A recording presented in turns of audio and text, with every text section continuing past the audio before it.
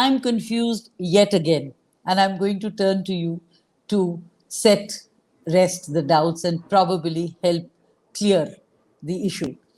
When we say these are stolen items and they are coming back to the country, why do we use the word gift? That's my first question. And the second, if these are artifacts which have come back to India, shouldn't they then go back to the temples, as you said, rather than being kept in the museums to be auctioned or whatever they do with them? The right word to use is restitution. They were never gifts. You give something that you own. We go by the common law saying that a thief can never transfer good title. All these artifacts that are coming back were forfeited to India because we invoked the UN Statute of 1970.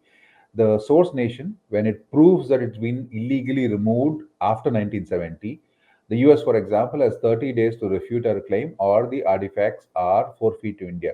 So a Biden or a Bush did us no favor by returning these artifacts. These were forfeit to India.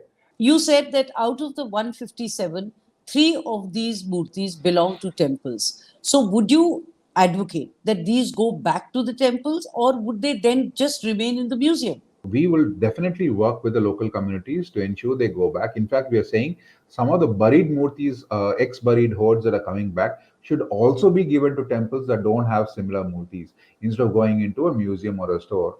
I totally see where you're coming from. There's no point moving it from one museum to another museum because our stand has always been that these are not objects of art. That we see them as objects of art is our current day. The original creators and the custodians always intended them for worship and never intended them to be piece of art, which today's dollar-driven greed has given them a price tag.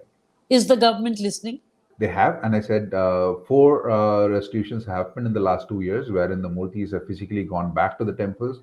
The local communities welcomed them. In fact, we had a ceremony where 25,000 villagers turned up to welcome the murti back, and I think it's a great example of how these gods. That's our hashtag. Bring our gods home. From being showpiece curios, lining swimming pools of the rich and the famous in the U.S., they go back to being the gods they are.